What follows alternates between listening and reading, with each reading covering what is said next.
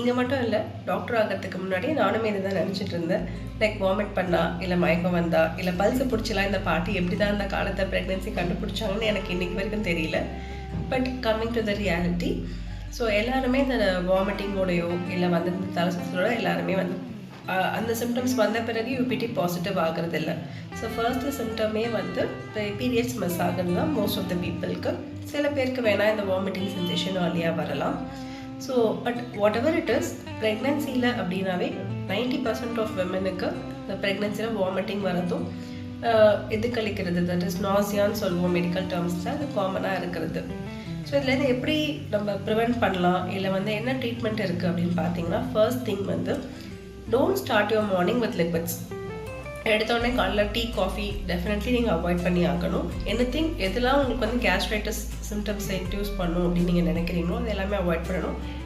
And always start with solids டேரெக்டாகவே. So நான் how did I manage in my pregnancies, நான் எடுத்தோடனே idli something அப்படி தான் சாப்பிடுவேன். அதுவுமே லைக் கொஞ்சம் லேட் ஆகிட்டு ஒரு 8:30 9க்கு மேலே தான் நான் சாப்பிடவே ஆரம்பிப்பேன்.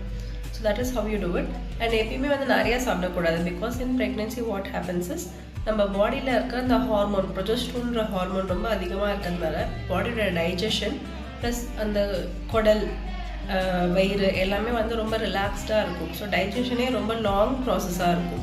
ஸோ டெஃபினட்டாக வந்து ஸ்மால் குவான்டிட்டியாக சாப்பிடணும், பட் ஃப்ரீக்வெண்ட்டாக எடுத்துக்கலாம். ஒன்ஸ் இன் 2 to 3 hours நீங்கள் சாப்பிடலாம். பட் ஒரேடியாக 4 இட்லி 5 இட்லி அப்படின்னு சாப்பிடாம you can eat like 2 idlis அந்த மாதிரி. And try to add protein rich foods and also sundals இல்லை வந்து எக்ஸ் இந்த மாதிரி டயட்டில் ஆட் பண்ணிக்கோங்க. கூடவே வந்து ஃப்ரூட்ஸும்.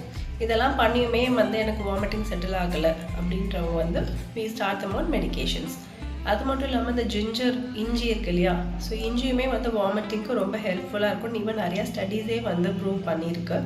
ஸோ இந்த இஞ்சி மரப்பா இல்லைனா வந்து இந்த ஜிஞ்சர் சாக்லேட்ஸ் ஹஜ்மோலா கேண்டீஸ்லாம் விற்கும். So you can take those as well.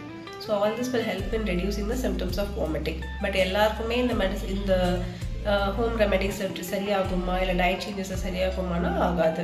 அப்படி ஆகாதப்போ then we can prescribe you medicines.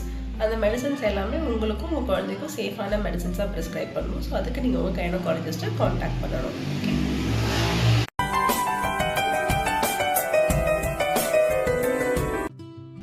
நீங்கள் மட்டும் இல்லை, டாக்டர் ஆகிறதுக்கு முன்னாடி நானுமே இதை தான் நினச்சிட்டு இருந்தேன்.